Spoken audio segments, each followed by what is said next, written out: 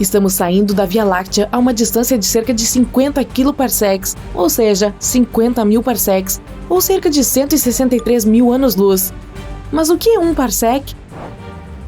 Um parsec tem cerca de 3,26 anos-luz. Um ano-luz tem cerca de 9,46 trilhões de quilômetros. A palavra parsec é uma combinação de duas palavras, paralaxe e segundo em inglês. Paralaxe é a mudança que um objeto parece fazer quando visto de duas perspectivas diferentes. Olhando para um objeto com o olho esquerdo e depois com o direito, você verá o objeto parecer mudar de paralaxe. Quando um objeto astronômico é fotografado com a Terra de um lado do Sol e depois novamente 6 meses mais tarde do outro lado do Sol, a mudança é mensurável em graus de arco, ou minutos de arco, ou segundos de arco e até milissegundos de arco. Isso é um parsec, uma paralaxe de 1 segundo de arco que acaba sendo cerca de 3,26 anos-luz. Ei, quem falou em Joana d'Arc? É assim que se medem distâncias na França. Como não dá para medir um ano-luz com uma régua ou uma fita métrica, os parsecs são a maneira científica de dizer a distância até uma estrela ou objeto intragaláctico. Quanto maior a paralaxe, mais próximo o objeto está. Quanto menor, mais longe ele está. Logo à frente, no coração da nebulosa da Tarântula, está o aglomerado estelar R136. A uma distância de 1 ano-luz, há mais de 40 estrelas, cada uma com uma massa mais de 50 vezes maior que a do Sol. Comparativamente, não há uma única outra estrela dentro de 4 anos-luz da nossa estrela natal, o Sol, e isso é uma coisa boa. Você pode ver a supernova 1987A mais ou menos à posição de 2 horas no relógio. Uma estrela gigante azul, 100 mil vezes mais brilhante que o Sol. Ela passou por uma implosão central, resultando em uma supernova tipo 2, 100 milhões de vezes mais brilhante que o Sol. Deixou para trás uma estrela de nêutrons coberta por poeira, gás e uma exibição de fogos de artifício extremamente espetacular. 1987A, na Grande Nuvem de Magalhães, é a supernova mais próxima da Terra desde 1604, que aconteceu na Via Láctea a cerca de 20 mil anos-luz da Terra. Ficou visível durante o dia por cerca de 2 semanas. Depois que a 1987A virou uma supernova, e porque era uma estrela gigante azul, aumentou a especulação de que a estrela gigante azul Rigel, a estrela pé da constelação de Órion, poderia se tornar uma supernova em um futuro não muito distante, ou até já se tornou uma. Rigel está a aproximadamente 860 anos-luz da Terra, então qualquer coisa que acontecesse com Rigel levaria cerca de 860 anos antes de ser percebida na Terra. A supernova 1987A ejetou elementos pesados como cobalto, níquel, ferro e silicatos mais leves para a nebulosa da Tarântula, onde formarão os blocos básicos de construção de estrelas e planetas. O nosso garçom agora está oferecendo lanches com temas espaciais. Posso recomendar os sopros de algodão doce de Júpiter para as crianças a bordo? Lembre-se, eu sei tudo sobre gás. A próxima parada é a galáxia de Andrômeda e arredores. Observe o seu halo enquanto deixamos a Via Láctea e seus 300 bilhões de estrelas para trás. Até 150 aglomerados globulares residem no halo galáctico. Eles orbitam para baixo e através do disco galáctico e contêm algumas das estrelas mais antigas do universo. Como eles chegaram aqui em nossa galáxia natal é uma questão de intenso estudo. Você notará NGC 6822, uma galáxia anã irregular a este bordo. NGC significa Novo Catálogo Geral de Objetos Astronômicos. Você pensaria que existe algo como um catálogo geral antigo, mas não existe, é apenas um novo catálogo. No entanto, existe um novo catálogo geral revisado, ao qual os astrônomos se referem regularmente. À medida que passamos pela NGC 6822, você notará uma barra magnética começando a se formar e manchas brilhantes de nova formação estelar. Essa galáxia foi descoberta em 1884 por E. Barnard e também é chamada de Galáxia de Barnard. O Sr. Barnard era um observador astronômico e tanto. Ele tem uma cratera na Lua chamada em sua homenagem, uma em Marte, uma área na Lua Ganímedes de Júpiter, um planeta menor, número 819 Barnardiana, e a estrela com um movimento mais rápido pelo céu, a Estrela de Barnard. Poucas pessoas têm seu nome estampado pelo espaço, tanto quanto Edward Emerson Barnard. E nos aproximando da gigante galáxia de Andrômeda com seus trilhões de estrelas, contornaremos acima de sua borda ocidental e visitaremos uma das enormes galáxias anãs companheiras da galáxia, M110 ou NGC 205. Sim, também tem 2 designações. Escolha a que você prefere. A primeira do seu tipo, uma galáxia esferoidal anã de cerca de 3 bilhões e meio de massas solares, a M110, ou NGC 205 se desejar, tem 8 aglomerados globulares perto do seu núcleo. Também será engolida ou agregada, se preferir, pela galáxia de Andrômeda. Pode já ter tido grande parte das suas estrelas e gás removidos, algo provável devido à falta geral de formação estelar na M110. Todo mundo já está se divertindo? E agora, nossa parada final. A M33, a galáxia do Triângulo, a terceira e última galáxia espiral do nosso grupo local. Localizada na pequena constelação de Triângulo, a M33 tem cerca de metade do tamanho da Via Láctea. A galáxia do Triângulo está a 2,7 milhões de anos-luz da Terra, mas está muito mais próxima da galáxia de Andrômeda e se movendo em direção a ela. Se as duas galáxias espirais colidirem, esse evento pode alterar o curso da galáxia de Andrômeda e evitar a colisão prevista com a Via Láctea. Vamos esperar que sim. Agora, uma mensagem importante. Serviremos o jantar em nossa viagem de volta à Terra. Você pode escolher entre frango ou peixe. Esperamos que tenha gostado da viagem. A busca por ETs começou. Definitivamente está rolando. Com o lançamento bem-sucedido do telescópio James Webb, a busca por planetas semelhantes à Terra tornou-se um fascinante tópico de atenção mundial.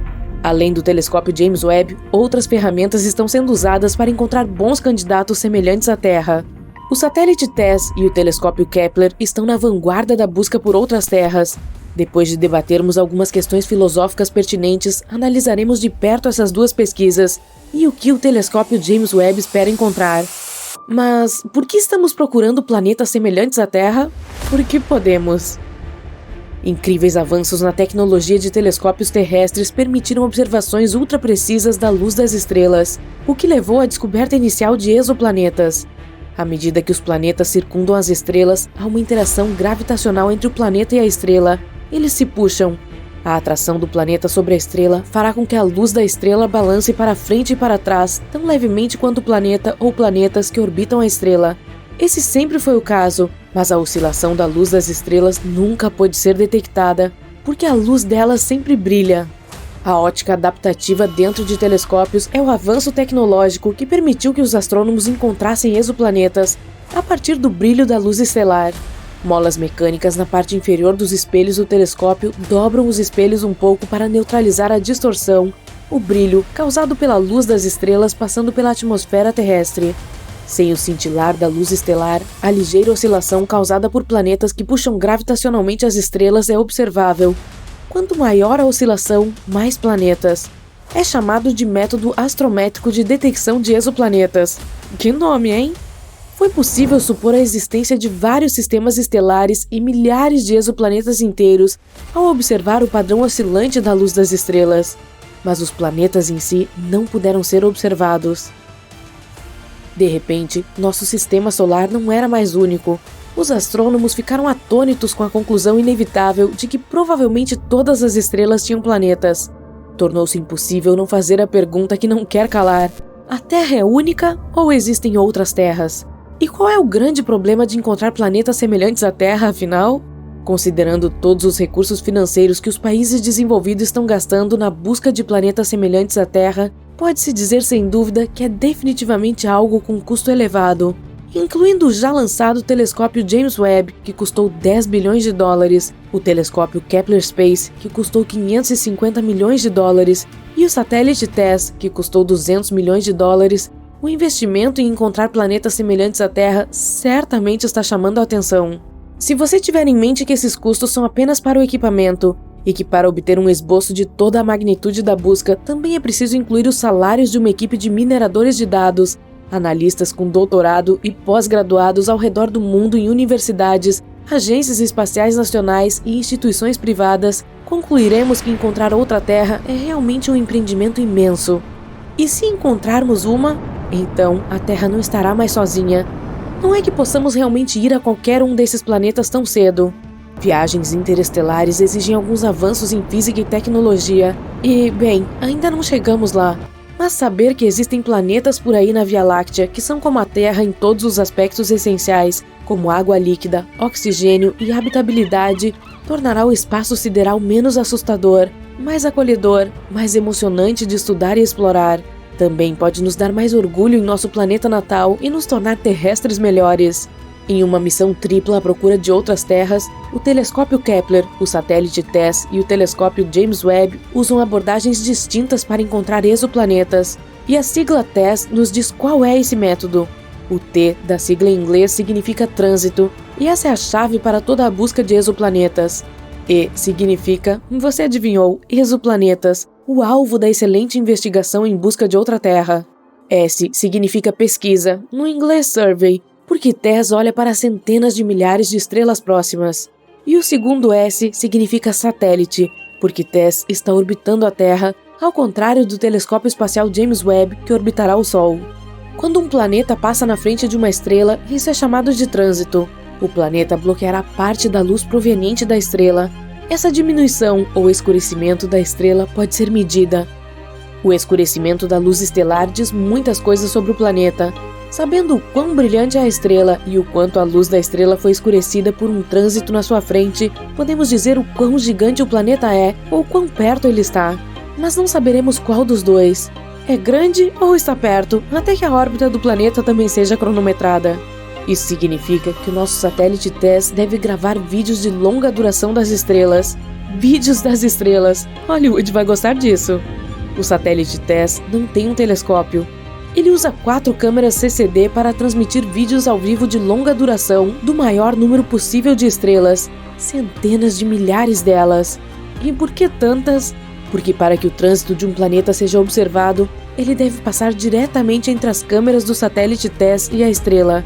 Se um planeta não estiver no ângulo exato da linha de visão entre a estrela e a câmera do TESS, ele não poderá ser visto, pois não alterará a luz estelar.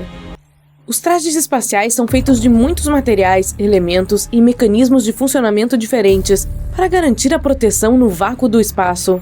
E isso é bom. As temperaturas congelantes e a falta de oxigênio não são adequadas para qualquer ser vivo flutuar desprotegido, sem mencionar os raios solares em chamas e objetos em potencial que podem colidir com você. O termo técnico para os trajes espaciais é unidades de mobilidade extraveicular, e eles são extremamente duráveis e caros, com cada traje custando até 10,4 milhões de dólares para ser feito. Cada traje espacial é feito sob medida, com cada peça e componente criado e fabricado por 80 empresas diferentes. O tamanho de cada peça pode variar, então ela pode caber na palma da sua mão ou ter mais de 75 centímetros. O traje tem 18 itens separados e 16 camadas cobrindo-o. Bom, na realidade existem 14, mas se as 2 camadas internas forem adicionadas, serão 16 no total. Os trajes espaciais evoluíram ao longo das décadas para terem o design de hoje, uma mini nave espacial em forma humana. Se construiu assim para imitar as condições de vida da atmosfera da Terra, para que os astronautas não possam ser expostos ao espaço. Tem um sistema para suportar oxigênio e expulsar dióxido de carbono. É durável o suficiente para proteger o astronauta da radiação solar, luz solar severa e pequenos micrometeoroides. As condições dentro da nossa atmosfera podem ser extremamente difíceis, e é por isso que ele tem controle interno de temperatura para o corpo e um gabinete pressurizado. As temperaturas fora do traje podem chegar de 120 graus centígrados a menos 120 graus. Ele foi projetado para possibilitar a vida de qualquer pessoa fora da nossa atmosfera.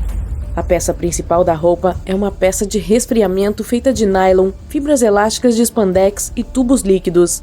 É delicadamente projetada para caber cerca de 90 metros de tubos tecidos firmemente em roupas que ocupam todo o corpo, exceto a cabeça, os pés e as mãos.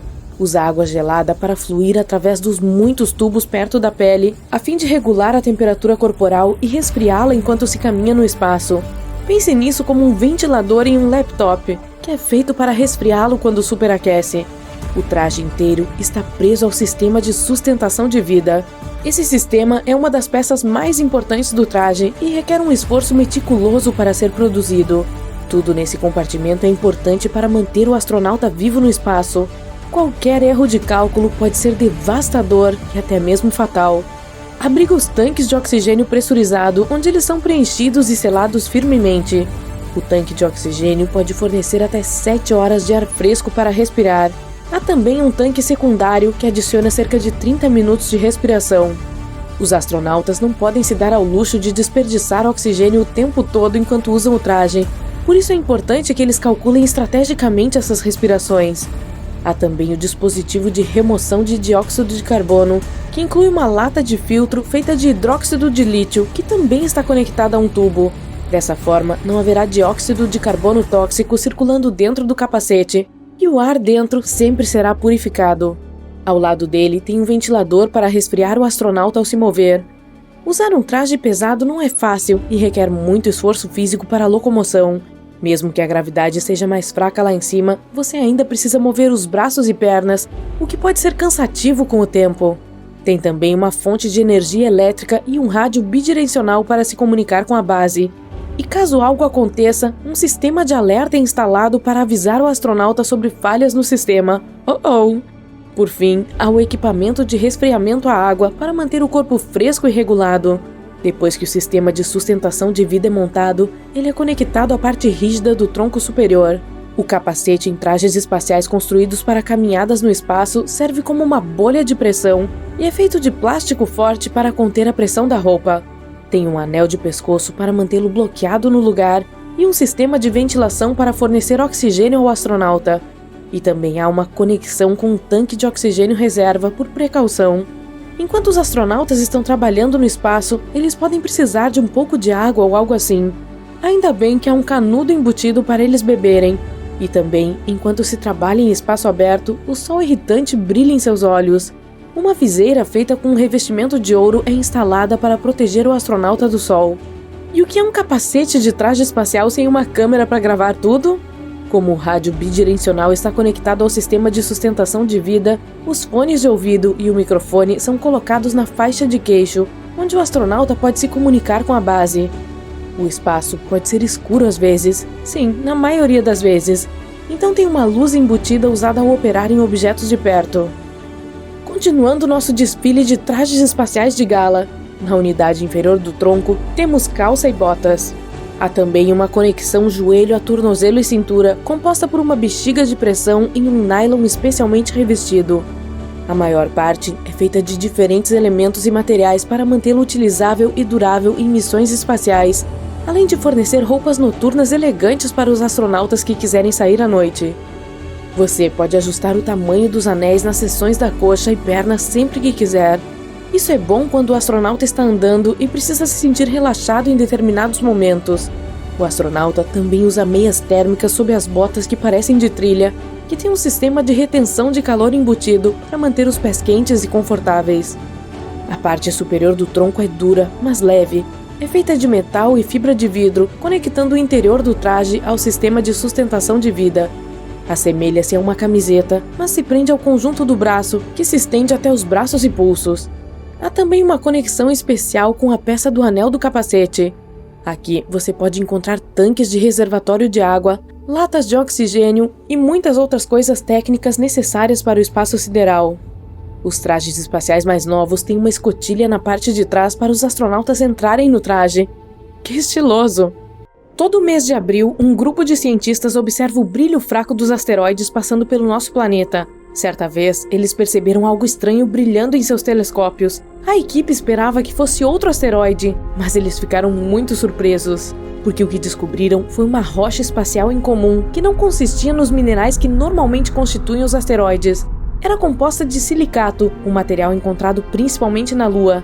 Esse fato fez com que os astrônomos presumissem que poderia ser um pedaço que se desprendeu da Lua. Eles o chamaram de Kamo'olea, uma palavra havaiana que significa fragmento celeste oscilante.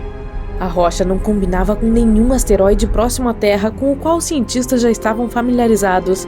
Em vez disso, essa peça refletia a luz em um padrão semelhante ao das rochas lunares que os astronautas trouxeram das missões da NASA. Este fragmento é considerado um quase satélite da Terra, pois é um objeto que está em uma configuração coorbital com a Terra. O objeto permanece próximo ao nosso planeta enquanto orbita o Sol. Ele circula repetidamente a Terra e tem uma inclinação bastante incomum. Essa é a razão pela qual só pode ser visto no céu noturno uma vez por ano. O fragmento também é muito tímido, nunca se aproxima do nosso planeta mais do que 14 milhões de quilômetros, quase 40 vezes a distância da Lua. Além disso, este corpo espacial frequentemente se esconde nas sombras. Os cientistas descobriram que ele não permanecerá nessa órbita por muito tempo.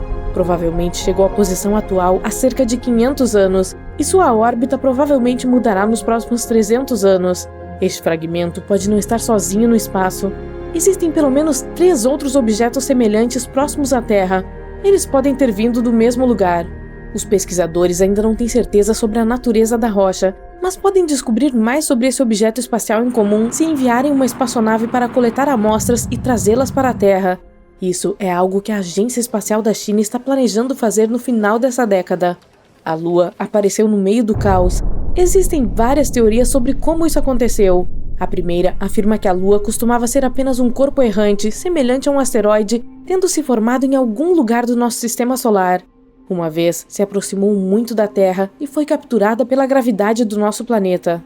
A segunda teoria diz que nosso planeta estava girando tão rapidamente que alguns materiais se quebraram e ficaram girando em torno da Terra. Um dos maiores pedaços deu origem à Lua. A terceira teoria afirma que a Lua se formou no momento em que nosso planeta também estava se formando. Mas hoje, a teoria mais amplamente aceita é assim. Uma vez, muito tempo atrás, mas não em uma galáxia muito distante, a Terra colidiu com um planeta do tamanho de Marte. Os destroços e nuvens de poeira da colisão se juntaram ao redor do nosso planeta e começaram a circular. Por fim, algo que hoje conhecemos como Lua se formou ali. As missões Apollo trouxeram mais de 1/3 de uma tonelada de solo e rocha da superfície lunar.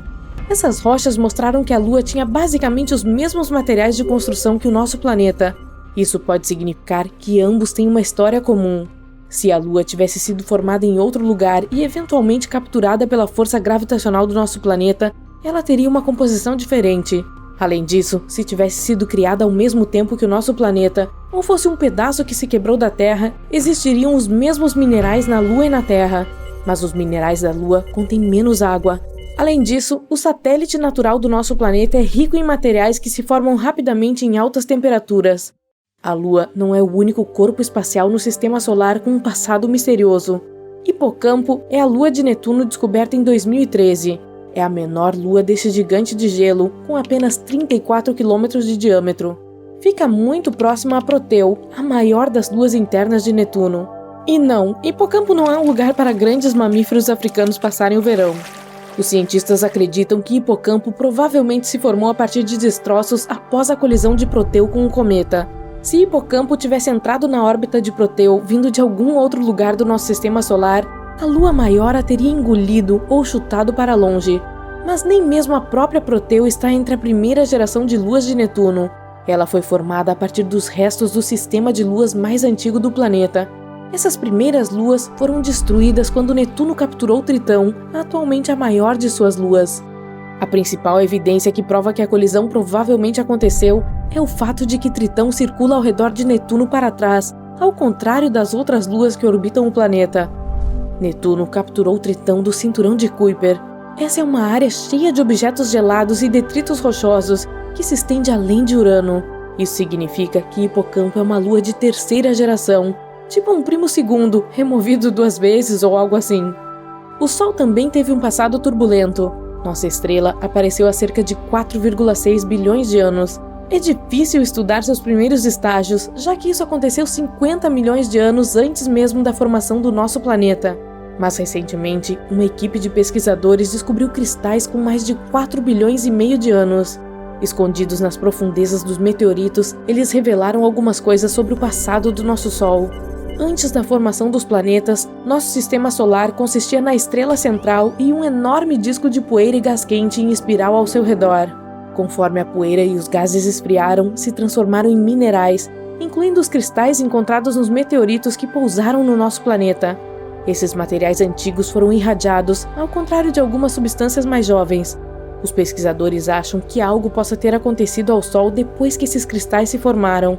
Talvez a atividade da nossa estrela fosse menos intensa na época, ou talvez, por algum motivo, esses materiais mais jovens não pudessem viajar para as áreas onde a irradiação era possível. Uma parede de fogo se espalha em torno do epicentro do impacto, queimando tudo em seu caminho. As ondas levantadas pela explosão cobrem grandes cidades, e os terremotos são tão fortes que arranha-céus gigantes caem como se fossem um castelo de cartas. Essas são as possíveis consequências da colisão com o primeiro objeto interestelar da história a visitar o nosso sistema solar. Nós o descobrimos em 2017, mas ainda não temos certeza do que é. Um asteroide, um cometa ou uma nave espacial de alguma outra civilização. Até agora, os cientistas o chamaram de Oumuamua. Soa como uma vaca havaiana. Seja o que for, sua velocidade é muito maior do que a dos outros asteroides, cerca de 87 km por segundo. Nessa velocidade, você poderia cruzar os Estados Unidos de costa a costa em menos de 3 minutos. Portanto, esse asteroide pode viajar da Terra ao Sol em cerca de 2 meses. Em comparação, nossos foguetes podem viajar a até 27 mil km por hora. A mesma viagem pelos Estados Unidos levaria cerca de 9 minutos. Assim, muitos cientistas especulam que este é um objeto artificial criado por uma civilização muito avançada. Certo, a forma do objeto corrobora essa teoria. Ele é longo e estreito e lembra uma nave espacial. Tem cerca de 800 metros de comprimento, muito maior que a Torre Eiffel. Os cientistas decidiram ver se o Oumuamua era realmente uma nave espacial e apontaram alguns radiotelescópios para ele. Se a civilização naquela nave tivesse usado comunicações ou nos examinado com sua tecnologia, saberíamos disso. Mas o silêncio foi total, mais ou menos assim. Nenhuma única onda de rádio. Mas isso não refuta a teoria da civilização do espaço sideral. Para ter certeza, decidimos determinar o peso do objeto. Para fazer isso, usamos luz, mais precisamente seu reflexo. Veja, diferentes materiais refletem a luz de maneira diferente. Pegamos uma pedra negra desconhecida, por exemplo. Ela absorve quase toda a luz, refletindo quase nada. Confere-se o catálogo. É carvão. Sabendo o tamanho e o material do objeto, podemos determinar o seu peso. Portanto, precisamos ver quanta luz esse objeto reflete. E quando os cientistas apontaram seus telescópios para Oumuamua, descobriram que ele reflete cores que combinam com o ferro e também com algumas rochas sólidas. E Oumuamua estava piscando o tempo todo, um flash brilhante. Em seguida, ele desvanecia lentamente e depois começava a brilhar novamente. Isso significa que ele estava girando. E não estava girando em torno de seu eixo como uma flecha. Girava caoticamente, movendo suas bordas para cima e para baixo. Qualquer objeto artificial ou nave espacial teria sido dilacerado devido à sobrecarga, mas Oumuamua ainda está intacto. Isso significa que ele é feito de materiais super duros que evitam que ele se desintegre. E não é oco como uma nave espacial, é um corpo sólido. Ei, como eu. A velocidade surpreendente desse objeto o torna bastante misterioso. Alguns cometas podem ter a mesma velocidade ou até mais alta, mas eles também têm uma espécie de efeito de foguete. Então, quando a espaçonave parte da plataforma de lançamento, você vê o fogo saindo de seus motores. A cada segundo, o foguete mistura combustível com oxigênio, inflamando-os e ejetando-os a uma velocidade tremenda. De acordo com as leis da física, isso é como empurrar uma parede. O foguete meio que salta com os gases de combustão que emite. É assim que o foguete cria impulso e acelera. Os cometas funcionam segundo um princípio semelhante. Os raios do Sol atingem a superfície do cometa. Elementos leves como o gelo começam a evaporar. Esse gás vai para um lado, o cometa vai para o outro. Assim como um foguete, o cometa está empurrando o gás em evaporação e acelerando. Este gás também forma a longa cauda do cometa. É como se a rocha maciça estivesse arrastando todo esse gás para trás. Ou é como um carro puxando o ar quando vai em alta velocidade. Mas Oumuamua não é um cometa e não tem o mesmo efeito de foguete que um cometa. Então, ele não poderia ter acelerado até essa velocidade. Mas alguns cientistas acreditam que o Oumuamua costumava ter cauda. Embora o tenhamos descoberto em 2017, ele entrou em nosso sistema solar em 1995 e foi atingido pelos raios solares ainda naquela época. Quando o descobrimos, ele já havia perdido cerca de 95% da sua massa. Simplesmente evaporou. Outros cientistas acreditam que Oumuamua obteve essa velocidade durante seu nascimento em algum lugar distante em outro sistema estelar ou nebulosa. Talvez tenha sido uma colisão dramática de algum exoplaneta com outro objeto cósmico.